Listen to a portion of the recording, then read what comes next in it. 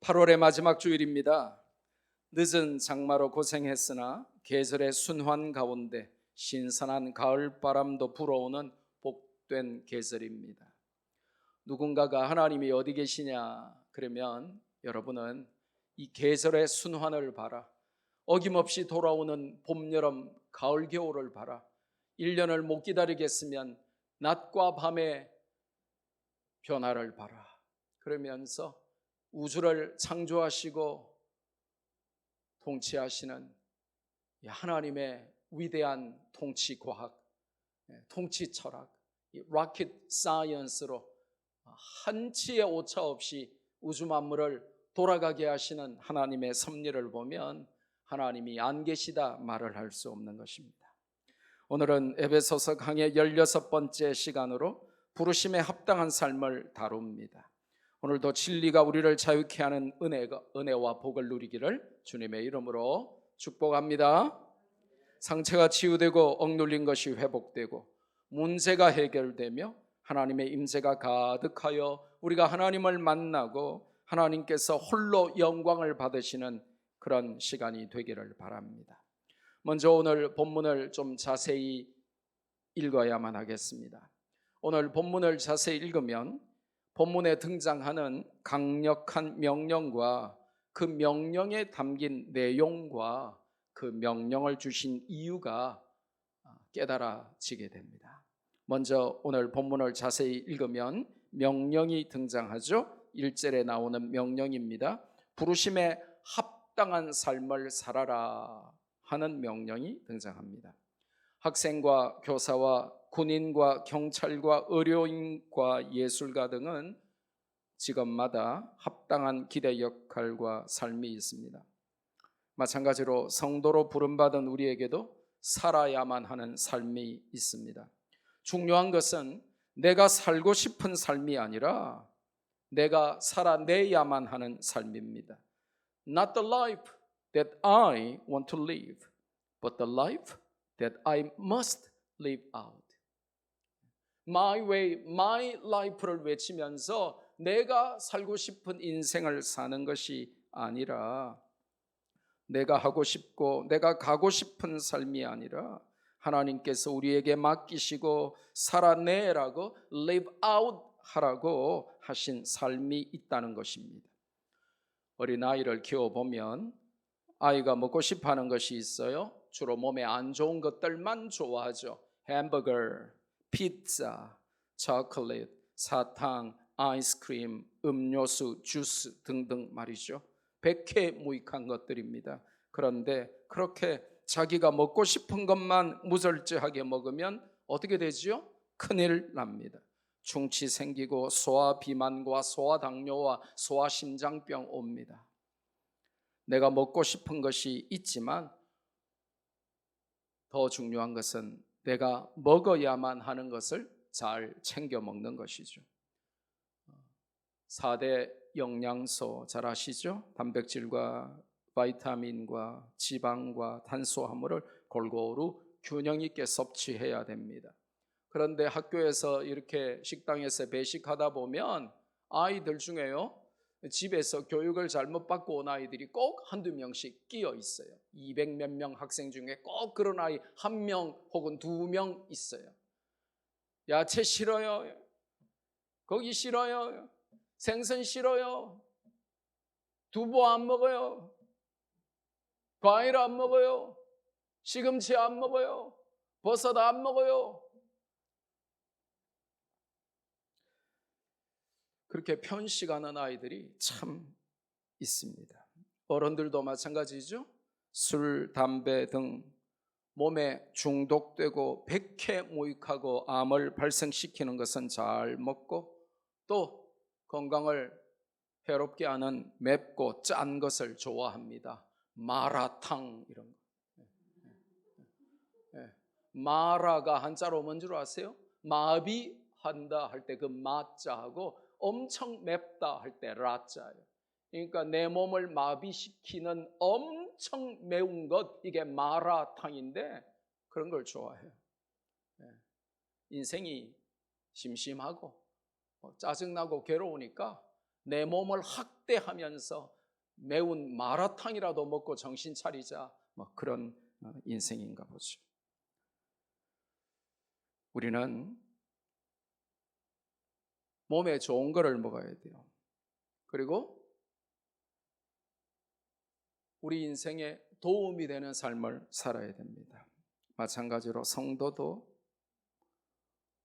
성도로 부름받은 우리에게 하고 싶고 가고 싶고 먹고 싶고 말하고 싶고 온갖 유혹들이 많지만, 그럼에도 불구하고 우리가 하고 싶은 것과 해야만 하는 것은 엄연한 차이가 있습니다.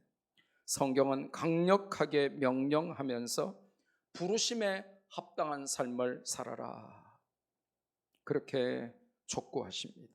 그것은 내가 살기 원하는 my way, my life 수준의 것이 아니라 성경이 우리에게 살라고 명령하는 삶입니다. 구체적으로 요약하자면 하나님의 영광을 위하는 삶이죠. 우리가 너무나 잘 아는 말씀이 있죠. 고린도전서 10장 23절과 31절인데요. 모든 것이 가하나 모든 것이 유익한 것이 아니요, 모든 것이 가하나 모든 것이 덕을 세우는 것은 아니니. 우리가 뭐든지 할 수 있죠. 내 돈 주고 할 수 있고, 내 시간 내어서 할 수 있고, 내가 눈으로 보고 내가 마음으로 느끼는 것, 내가 하고 싶은 것 할 수 있겠죠. 그런데 하나님이 뭐라고 말씀하십니까? 모든 것이 유익한 것은 아니다. 네가 다 할 수 있으나 그게 유익한 것은 아니다. 모든 것이 가하지만 그게 다 덕을 세우는 것은 아니다 라고 말씀하신 후에, 그런즉 너희가 먹든지 마시든지 무엇을 하든지 다 하나님의 영광을 위하여 하라 하고 부름받은 삶의 모습을 우리에게 알려줍니다. Whether you eat or drink, whatever you do, do it all for the glory of God. 모든 것이 가능하지만 먹든지 마시든지 무엇을 하든지 다 하나님의 영광을 위하여 하도록 우리는 그런 삶을 살도록 부름받았다는 것입니다. 그래서 우리는 날마다 심각하게 스스로에게 질문해야 하죠. 나는 나를 부르신 하나님의 목적에 합당한 삶을 살고 있는지, 내 삶의 현장이 하나님의 뜻을 이루는 곳인지 아니면 불순종과 불신앙의 전당인지 늘 질문해야 돼요. 아니면 어느 순간에 정신줄 놓고 있는 우리를 발견하게 되기 때문입니다. 두 번째로, 그렇다면 본문에서 성도에게 살라고 명령하시는 부르심에 합당한 삶은 구체적으로 어떤 것입니까? 전체적으로 핵심을 요약하면 하나님 영광을 위해 사는 삶을 의미하지만, 본문에는 그것을 교회에 적용할 수 있도록 세 가지로 쉽게 풀어 놓았습니다. 먼저 모든 겸손과 온유입니다. 명심하십시오. 주목하십시오. 약간의 겸손과 온유가 아닙니다. 모든 겸손과 온유를 명령하고 있음을 주목해야 합니다. Be completely humble and gentle. Be completely humble and gentle. 약간 겸손하고 조금 온유한 것은 위선자들도 가능합니다. 온전한 겸손과 온유함은 구원받은 성도들만 할 수 있고 구원받은 성도들만의 특징이며, 그것은 하나님께서 요구하시고 기뻐하시는 삶입니다. 왜 그렇죠? 에베소서 전체를 통해서 보면 그래야 교회를 교회답게 세울 수 있기 때문입니다. 다른 말로 하면 그렇지 않으면 교회를 허물게 되기 때문입니다. 잘난 사람들이 많이 모인 교회에서, 우리 교회 보세요. 우리 젊은 분들 얼마나 다 대단하고 잘나고 굉장한 분들이 많습니까? 그런데 이렇게 잘난 사람들이 많이 모인 교회에서 그 교회 공동체를 하나로 만드는 것이 겸손입니다. 그래서 이 기독교 영성학자들 혹은 제자도를 연구하고 출판하고 강의하는 학자들이 한결같이 말하는 것은, 이 교회 공동체를 유지하는 비결은 공동체 구성원들의 겸손함이다 라고 한결같이 말합니다. 교만은 교회 공동체를 허무는 마귀의 무기인 것이죠. 세상에서의 지위와 성취를 내려놓고 그리스도를 머리로 하는 지체요 한 가족의 일원으로서 교회 공동체 안에서 겸손할 때 하나님의 은혜가 공동체에 임하는 것입니다. 여러분이 세상에서 뭐든지 집에 가면 별거 아니잖아요. 제가 세상에서 학생들이 아무리 저를 존경하고 학생들이 아무리 저를 알아줘도 집에 가면 우리 아이들에게는 그냥 아빠일 뿐이에요. 우리 아이들이 저보고 굿모닝 닥터 킴? 그러지 않습니다. 우리 아이들이 저를 그렇게 세상 사람들이 부르는 그런 호칭으로 불러주지 않습니다. 여러분이 아무리 세상에서 잘나고 대단해도 집에 가보세요. 여러분 배우자가 그렇게 불러주는지, 김 교수님 안녕하십니까? 그렇게 하는지, 그냥 여보예요. 여보.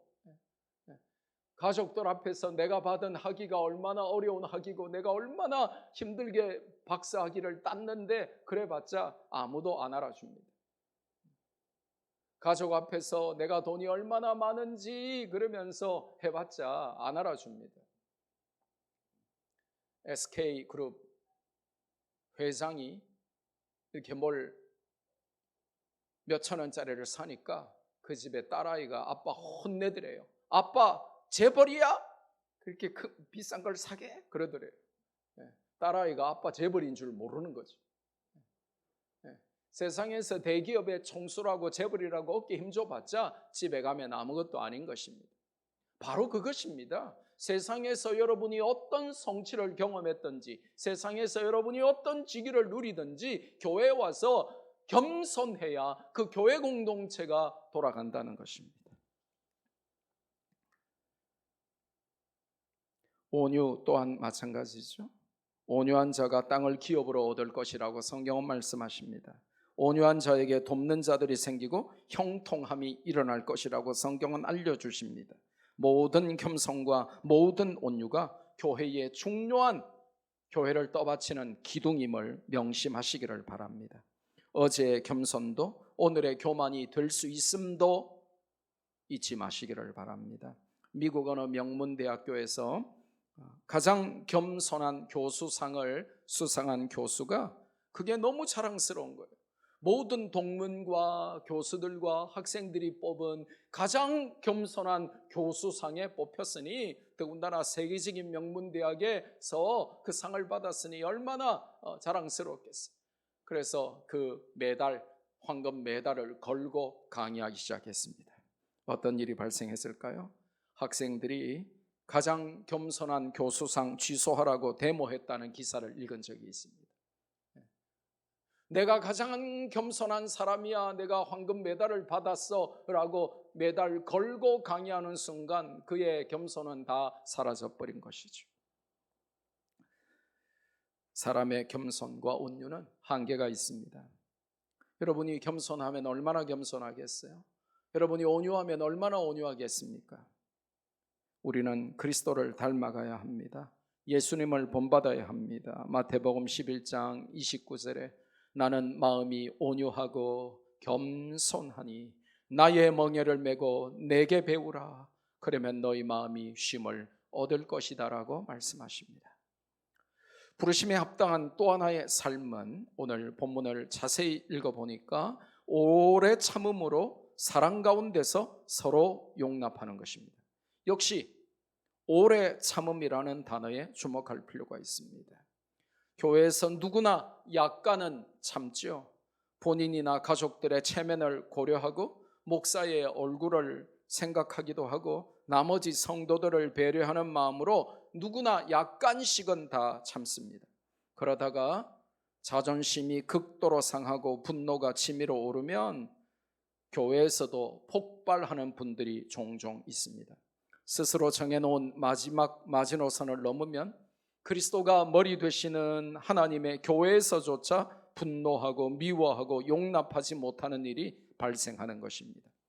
사랑 가운데 서로 용납하는 일은 오래 참음으로만 가능한 일이고 이것은 결코 쉬운 일이 아닙니다. 하지만 나에게 오래 참으신 하나님의 은혜를 생각하면 나도 당연히 형제 자매에게 지체들에게 오래 참아야만 하는 것이죠. 교회에서 가장 조심해야 될 말이 이런 말입니다. 다른 건 다 참겠는데 이것만은, 그러면서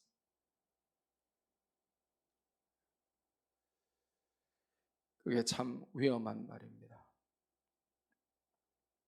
용납이라고 하는 단어는 용서하고 그 용서로 끝내지 않고 용서 자체가 마지막이 아니고 용서 후에 그 사람을 받아들이는 것을 포함하는 단어입니다.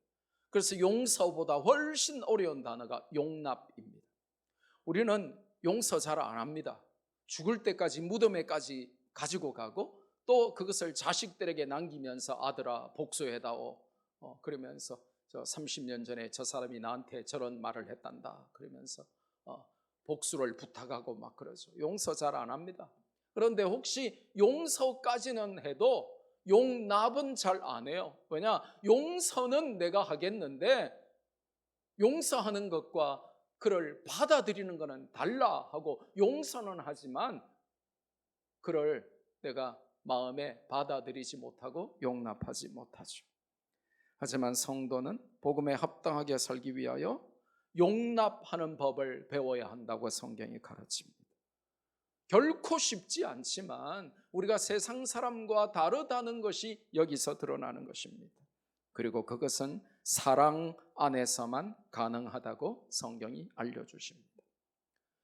여러분, 남편과 아내와 부모와 자식 그 사이에도 잘 용서가 안 되는 일이 많고 또 용서는 해도 내가 절대로 용납은 하지 않을 거야 하는 일들이 비일비재한데 나하고 수십 년을 다르게 살아온 성도들이 함께 모인 교회에서 내가 용서도 안 되는데 어떻게 용납까지 하라고 말씀하십니까?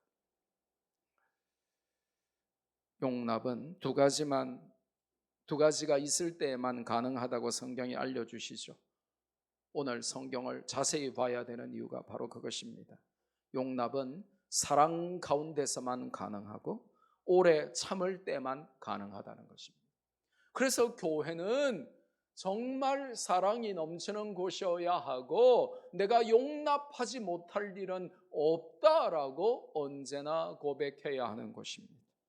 그리고 오래 참아야 하는 곳입니다. 잘 모르잖아요. 여러분이 저를 잘 모르고 여러분이 살아온 다른 성도들의 삶을 잘 모릅니다. 저 사람이 왜 저렇게 행동하는지, 그의 일주일에 무슨 일이 있었는지, 저 사람이 왜 저렇게 말하는지 우리는 그의 지난 한 달간, 1년간 혹은 수년간의 삶을 혹은 인생을 모릅니다. 그런데 모르면서 판단한단 말이죠. 저 사람 참 밥맛이야. 저 사람은 말하는 게 왜 저래? 저 사람은 행동이 왜 저래? 저 사람은 네 가지가 없는 것 같아. 그러면서 자꾸 우리는 판단하는 데 익숙해져 있어요. 우리가 그의 인생을 압니까? 그가 얼마나 남편에게 상처받았는지, 그가 얼마나 가족들 때문에 힘들어하는지, 그가 얼마나 자녀로 인하여 속이 상한지, 그가 얼마나 부모 때문에 괴로운지, 그가 얼마나 안 들어오는 영어 때문에 공부 때문에 힘든지 우리가 그의 인생을 모릅니다. 그런데 모르면서 함부로 판단하고 정죄하고 미워하고 폭발하고 용서도 안 하고 용납은 더더욱 안 하는데 그것은 사랑 가운데서만 가능하고 오래 참을 때만 가능한 교회 안에서만 가능한 일이라는 것입니다. 여러분 직장에서 이게 어떻게 가능하겠어요? 네. 여러분 직장에서 스트레스 만땅으로 받고 직장에서 부장님이 이상하고 사장님이 이상하고 회사가 부당하게 여러분을 대우하고 그러면 여러분 참습니까? 안 참잖아요. 네. 6개월에 한 번씩 직장 옮기는 사람도 제가 봤습니다. 1년에 서너 번씩 사표 내는 사람도 봤어요. 그러면 사표 탁 내고 내가 여기 아니면 다닐 데가 없냐 그러면서 큰 소리 치잖아요. 여러분 개모임에서 여러분이 사랑함으로 오래 참습니까? 아닙니다. 하고 싶은 말 다 하고 화낼 것 다 내고 다 하잖아요. 그런데 교회는 그리스도를 머리로 하는 하나님의 몸이라서 내가 하고 싶은 말 다 하고 내가 화낼 거 다 내고 기분 나쁜 거 표시 다 내고 그렇게 내 감정 그대로 다 드러내고 그렇게 하면 안 되고 사랑하고 오래 참고 모든 겸손과 온유로 그리스도를 머리로 하는 이 교회 공동체 그리스도의 몸을 이루어 가야 한다는 것입니다. 왜냐? 화내고 열받고 정죄하고 판단하고 하면 내가 내 몸을 도끼로 찍는 것과 같아요. 나는 손이니까 발은 그냥 찍어 없애도 돼, 발은 비난해도 돼 그러면서 손이 발을 도끼로 찍어서 없애는 것과 똑같아요. 나는 눈이니까 눈만 잘 보이면 돼 하고 다리 하나를 잘라내는 것하고 똑같은 것입니다. 그래서 용납할 수 있는 것은 사랑 가운데서 오래 참는 교회에서만 가능한 일이지 이게 세상 가운데서 발견할 수 없는 것이다. 근데 교회 안에서조차 이 용납이 사라진다면 다 내 기준으로 다른 사람들을 판단하고 그러면 우리가 참 피곤해져요. 이렇게 학자들이 말이죠. 좀 겸손하면 좋은데 학자들은 꼭 배운 티를 내요. 그래서 다른 사람들을 항상 이렇게 비판합니다. 이제 학술 모임을 가면 다른 사람의 논문을 발표를 듣고 내가 이렇게 평가를 해야 되거든요. 그러려면 그 논문 자체를 비판적으로 들을 수밖에 없어요. 그러다 보니까 그게 삶이 되어서 그런지 누군가 다른 사람의 탁월한 논문과 탁월한 식견과 탁월한 강의와 탁월한 글쓰기와 탁월한 저술과 출판과 이런 남들이 참 잘하면 박수를 쳐줘야 되는데 저 사람은 이래서 나쁘고 저 사람은 저래서 안 되고 저 사람은 저래서 틀렸고 하면서 온통 비판하고 깎아내리기 바빠요. 그러면 자기가 올라가는 줄 아는 거죠. 근데 이건 세상이고 교회는 그래서 안 된다는 것입니다. 그러면서 자꾸 교회를 가정이라고 집이라고 한 패밀리라고 그리스도를 머리로 하는 한 가족이라고 자꾸 알려줍니다. 여러분 집에서 아버지는 이래서 안 되고 어머니는 이래서 안 되고 이모는 이래서 안 되고 삼촌은 이래서 안 되고 숙모는 이래서 안 되고 고모는 이래서 안 되고 형은 이래서 안 되고 누나는 이래서 안 되고 나만 잘났어. 그러면 이거 집이 안 되는 거예요. 교회가 바로 그런 곳이다 라고 알려주는 것입니다. 골로새서 3장 12절에서 14절에 오늘 우리가 본문에서 배우고 있는 내용을 축약해서 함축적으로 잘 설명합니다. 같이 한번 읽어볼까요? 시작. 그러므로 너희는 하나님이 택하사 거룩하고 사랑받는 자처럼 긍휼과 자비와 겸손과 온유와 오래 참음을 옷 입고 누가 누구에게 불만이 있거든 서로 용납하여 피차 용서하되 주께서 너희를 용서하신 것 같이 너희도 그리하고 이 모든 것 위에 사랑을 더하라. 이는 온전하게 매는 띠니라. 아멘. 에베소서 우리가 이제 몇 주 후에 배울 내용이지만 4장 31절 32절에도 굉장히 중요한 도전을 주시죠. 함께 읽습니다. 너희는 모든 악독과 노함과 분냄과 떠드는 것과 비방하는 것을 모든 악의와 함께 버리고 서로 친절하게 하며 불쌍히 여기며 서로 용서하기를 하나님이 그리스도 안에서 너희를 용서하신 것과 같이 하라. 아멘. 주기도문에서도 우리는 이렇게 기도하죠. 우리가 우리에게 죄 지은 자를 사하여 준 것 같이 우리 죄를 사하여 주옵시고. 이 기도가 하나님께 상달되려면 전제가 뭡니까? 우리가 우리 형제 자매들을 진심으로 용서하고 용납해야 한다는 전제가 있는 것입니다. 우리가 우리에게 죄 지은 자를 용서하지도 않으면서 하나님 앞에 우리 죄는 용서해 주세요, 그렇게 기도할 수 없다는 것입니다. 골로새서 3장과 에베소서 4장과 주기도문에서 알 수 있는 것이 무엇입니까?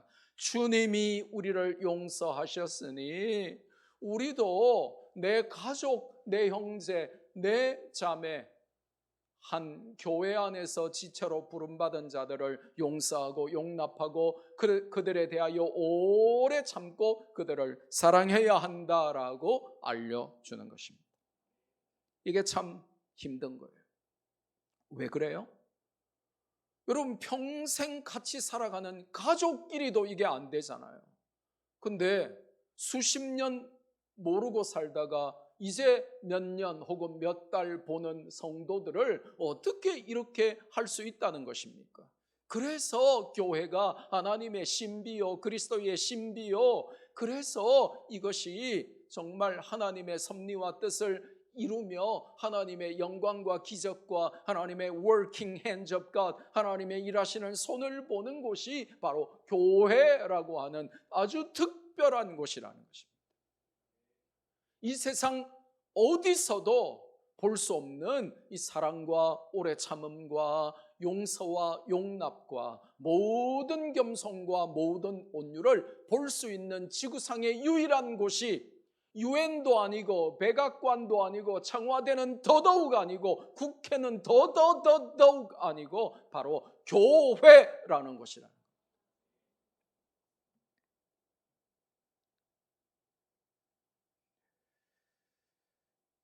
부르심에 합당한 삶의 세 번째는 성령께서 하나 되게 하신 것을 힘써 지키는 것입니다. 평생 교회 다녀도 이걸 모르는 분들이 더러 있더라고요. 자기 기분과 감정에 따라서 교회 공동체를 힘들게 하고 파괴하고 하나됨을 흐트려 하는 자들이 가끔 있더라고요. 우리 교회에 있다는 건 아니에요. 제 평생에 제가 5살 때부터 교회를 다녔는데 50년 이상 교회를 다녀보니까 그렇더라고요. 어떻게 성령께서 하나 되게 하신 것을 우리가 지킬 수 있습니까? 세 가지 방법이 오늘 성경을 자세히 읽으니까 제시되고 있죠. 첫째로는 성령님의 존재입니다. 성령님은 우리를 하나 되게 하시는 분이십니다. 성령님의 도우심으로는 우리가 교회로서 그 교회의 하나됨을 유지할 수 있지, 성령의 도우심 없이는 우리의 자존심과 우리의 감정이 충만하기 때문에 성령의 도우심 없이 교회의 하나됨을 유지할 수가 없다고 알려주십니다. 성령을 거스려서 우리가 교회를 나누고 4분 오열하는 것은 성령 회방죄입니다.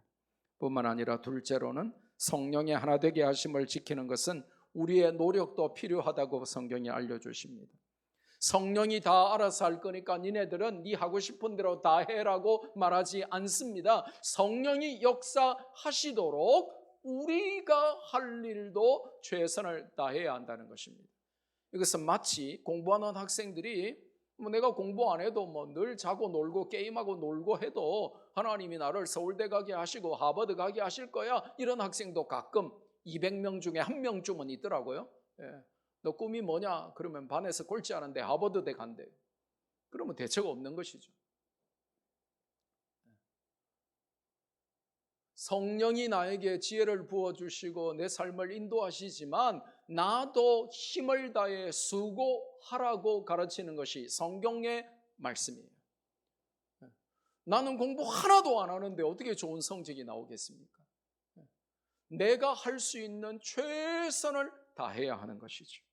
그래서 우리가 힘써 교회의 하나됨을 지켜야 한다라고 성경이 알려주십니다. 영어 번역 너무 잘했어요. Make every effort. Make every effort. 모든 수단 방법을 다 동원해서 make every effort, 최선을 다해서 교회의 하나됨을 구하라고 말씀하십니다. 내 감정이나 자존심이 끼어들 여지가 없어야만 합니다.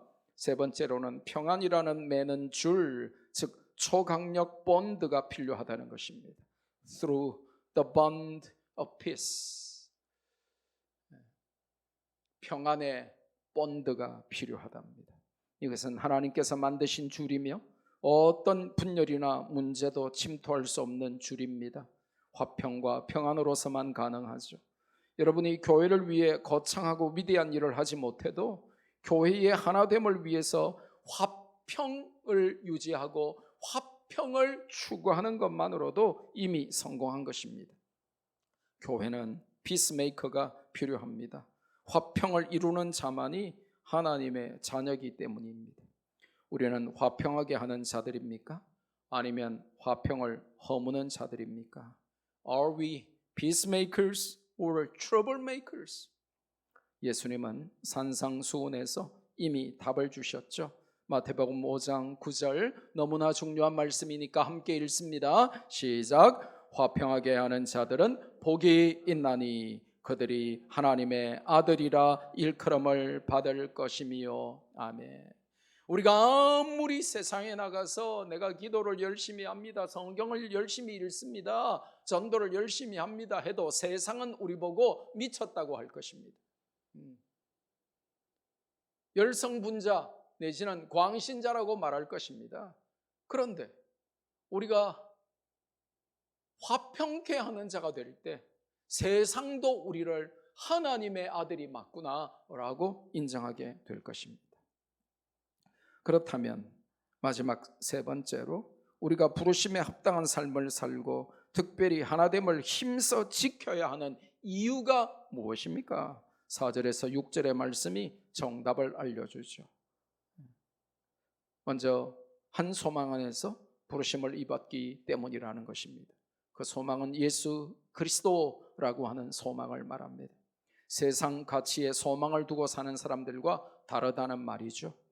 돈, 권세, 인기, 명예, 출세 등의 세상 소망과는 전혀 차원이 다른 예수 그리스도라는 같은 소망 안에서 하나가 된 자들이기 때문에 하나됨을 힘써 지키고 부르심에 합당한 삶을 살아야 한다는 것입니다. 두 번째로 주도 하나요, 믿음도 하나요, 세례도 하나이기 때문에 그렇다는 것입니다. 이게 무슨 말이냐? 쉬운데 설명을 듣지 않으면 어렵습니다. 재벌이나 권력자들이 믿는 하나님과 우리 같은 서민들이 믿는 하나님이 다르지 않다는 것입니다. 세상 권력자들과 사회적인 약자들이 받는 세례가 다르지 않다는 것입니다. 목사인 제가 믿는 믿음과 성도인 여러분이 믿는 믿음이 결코 다르지 않다는 것입니다. 주도 하나, 믿음도 하나, 세례도 하나입니다. 뿐만 아니라 우리가 부르심에 합당하게 살고 성령께서 하나 되게 하신 것을 힘써 지켜야 할 세 번째 이유는 우리가 서로 다른 하나님을 믿지 않기 때문입니다. 믿음의 선진들이 믿었던 그 하나이신 하나님을 우리도 믿습니다. 할렐루야.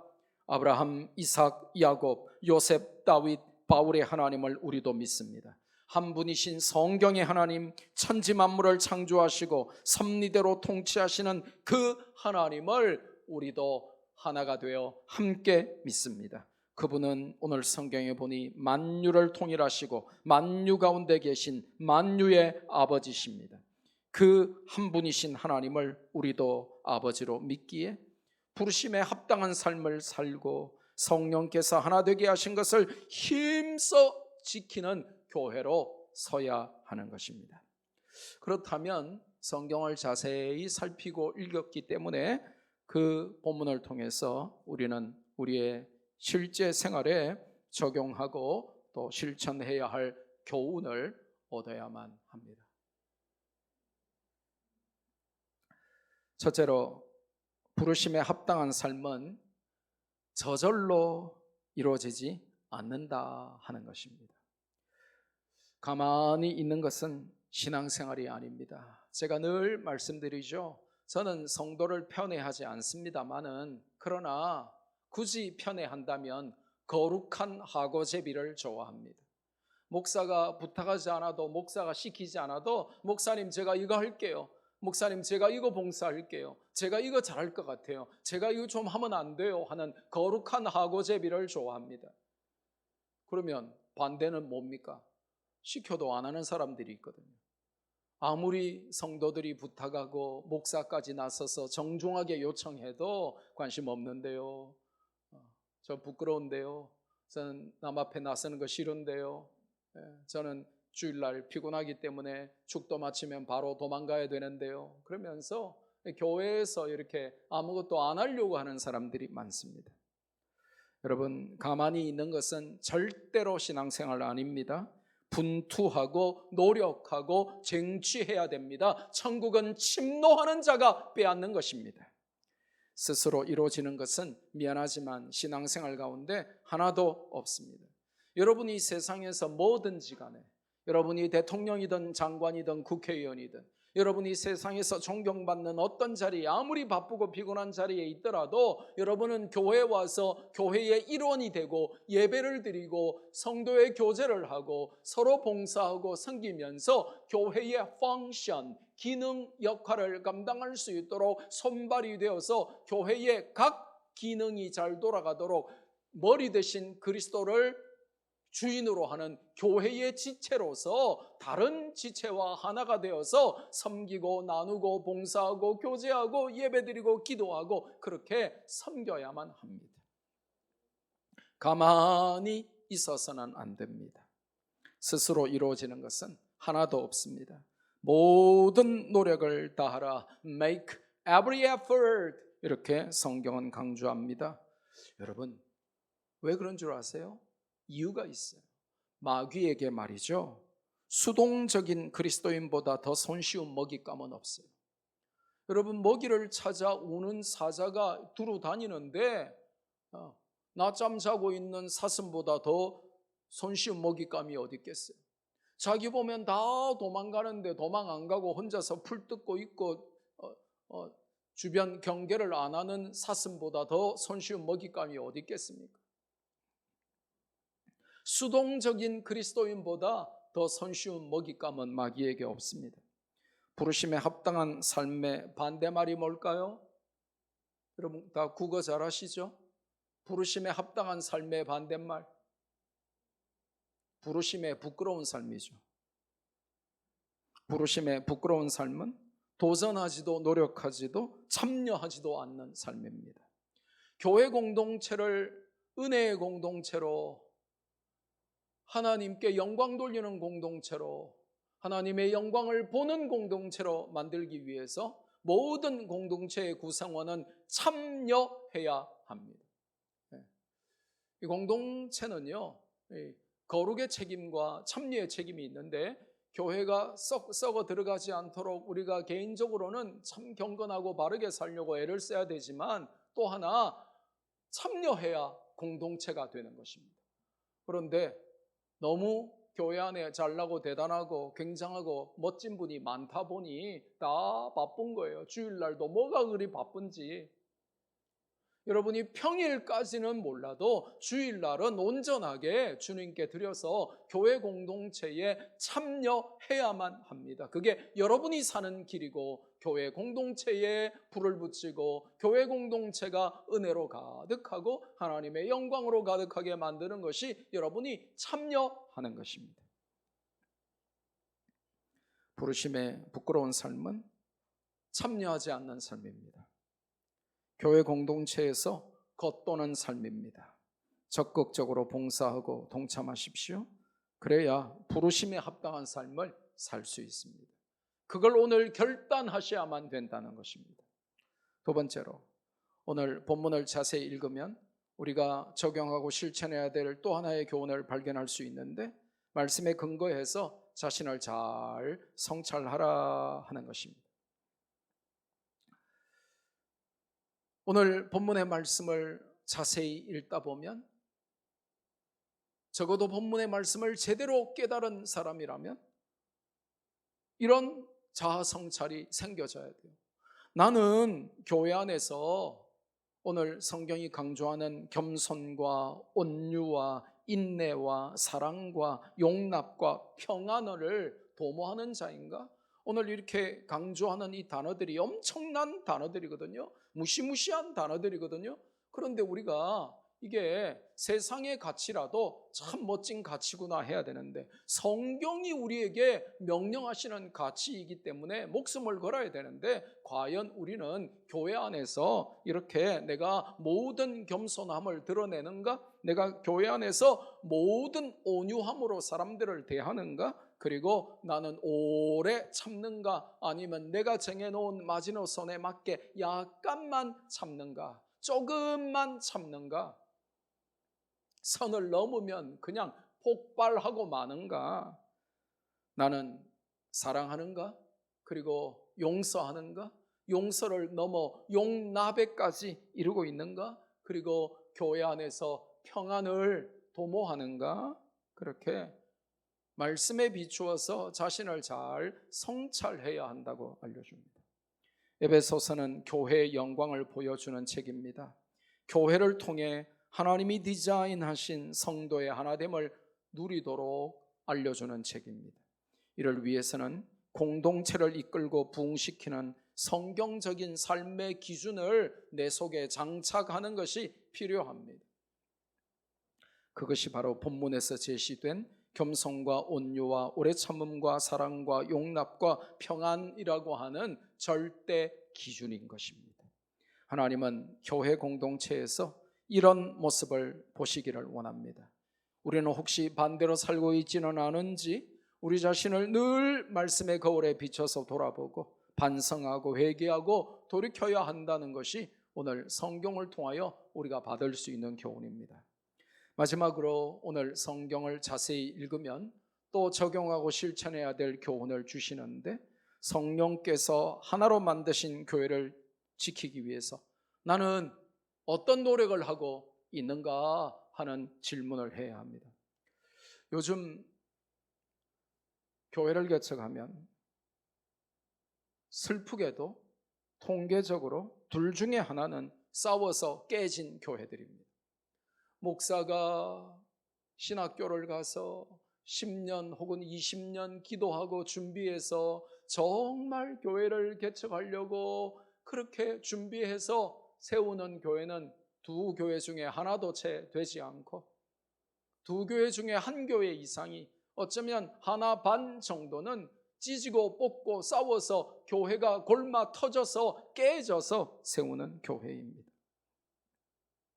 교회 안의 분쟁으로 세상 법정에서 안 믿는 판사에게 당신들은 믿는 사람인데 성경에 보면 니네들끼리 일로 세상 법정에 소송하지 말라 그랬는데 당신들은 당신들이 믿는 성경도 안 따르냐 그러면서 교회가 세상 법정에서 심지어 안 믿는 판사에게 조롱을 당하는 그런 상황도 많이 발생합니다. 교회 안의 분쟁의 역사는 고린도 교회에서부터 교회의 역사만큼이나 오래되었습니다. 성령은 교회를 하나 되게 하셨건만 성도들은 그 하나됨을 깨고 부수며 그리스도의 몸을 찢어놓기에 익숙합니다. 지금 우리 말씀교회는 정말 하나가 되어서 지금 너무나 좋은 상태로 아름답게 즐겁게 재밌게 부흥 중이지만 마귀가 언제 시험거리를 던질지 아무도 모르는 것입니다. 그럴 때에 반드시 명심할 것은 무엇입니까? 힘을 다하고 최선의 방법을 총동원하여 교회를 하나 되게 하는 일에 힘써야 한다는 것입니다. 목회를 해보니까요, 목사도 사람인지라 당회원들과 마음이 맞지 않고 또 몇몇 당회원들이 정도에 진하게 이렇게 반응하기도 하고 막 그런 분들이 많아요. 그러면 이제 교회의 위기가 온단 말이죠. 그러면 꼭 목사를 정말 사랑하고 좋아하는 분들이 와서 목사님 그냥 교회 새로 하나 세웁시다. 저 사람들하고 있어봤자 교회 분란만 오고 저 사람들은 계속 평생을 저렇게 살아온 사람들이라 변하지도 않을 거니까 그냥 목사님 사랑하는 성도들 많으니까 깨고 나가서 그냥 좋은 교회 하나 세웁시다. 그런 유혹들을 많이 줘요. 저라고 그런 마음 없겠습니까? 물고 뜯는 사람보다 정말 좋은 분들이 와서 정말 신사적이고 정말 믿음 좋고 인격도 훌륭하고 신앙도 훌륭하고 정말 대단한 존경받는 분들이 와서 목사님, 저 사람들은 평생 죽어도 안 변합니다. 평생 저렇게 살아왔습니다. 물고 뜯고 괴롭히고 교회 안에서 기득권 주장하고 교회 안에서 자기들 인정받기 원하고 그게 거기에 걸리면 목사든 누구든 깨고 부수고 그런 자들이기 때문에 저 사람들 놔두고 그냥 우리가 절대 다수니까 그냥 우리가 깨고 교회 하나 새로 세웁시다. 이런 사람들이 자주 있었어요. 그러면 저는 어떻게 해야 됩니까? 그래요. 저 사람들 보니까 가능성이 전혀 없어요. 예, 그냥 우리가 좋은 교회 하나 세웁시다. 그래가지고 교회 이름 영어로 더 앞에 쓰고 더 좋은 교회 그러면서 옆에 세우고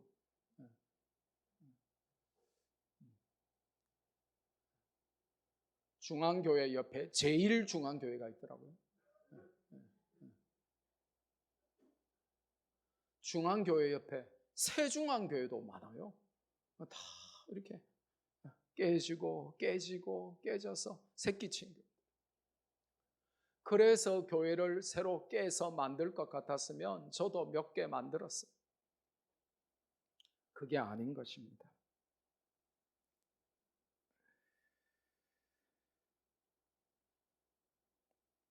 지금 우리가 누리는 이 화평도 성령님의 역사하심 뿐만 아니라 사실은 많은 사람들의 헌신과 수고와 노력의 결과물입니다.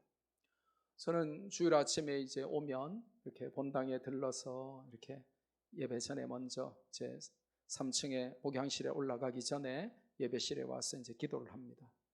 기도하면서 제일 먼저 기도하는 게 하나님이 오늘도 이 지체된 성도들을 통하여 그들의 섬김과 그들의 헌신을 통하여 영광을 받아달라고, 그리고 오늘도 음지에서 아무도 알아주지 않는 곳에서 봉사하며 즐겁게 자기의 자리를 지키는 자들에게 은혜와 복을 내려달라고 기도합니다. 이게 성령의 역사이지만 성령이 그냥 역사하시는 게 아니라 우리가 우리의 최선을 다해서 성령이 하나 되게 하신 것을 힘써 지킬 때 가능한 일입니다. 우리 교회가 참 평안하잖아요. 누가 낯서가지고 내가 내다 이런 사람 아무도 없잖아요. 내가 잘났다 이런 사람 아무도 없잖아요. 잘난 분들이 이렇게 많은데 아무도 난 잘났는데 이런 사람 아무도 없잖아요. 그게 얼마나 감사한 일이에요. 제가 이전에 이렇게 어린 나이에 젊은 나이에 큰 교회 담임 목사 해보니까 교회 안에 잘나고 대단한 사람이 너무 많아요. 그러니까 이 젊은 목사, 담임 목사, 젊은 목사 하나쯤이야 밥이지 밥, 장난감이지 그러니까 교회 안에 화평이 없는 거예요. 그런데 우리 교회 얼마나 화평합니까? 서로 사랑하죠. 다 겸손하죠. 온유하죠. 예. 이게 성령의 역사이지만 그걸 유지하고 발전시키기 위해서 우리가 힘을 다하여 최선을 다하여 make every effort 그렇게 해야 한다고 알려줍니다. 내 말 한마디 행동 하나가 교회의 하나됨에 지대한 영향을 끼칠 수 있음을 항상 명심해야 합니다. 교회 공동체를 세우고 지키는 자로 영원히 기억될 수 있기를 주님의 이름으로 축복합니다.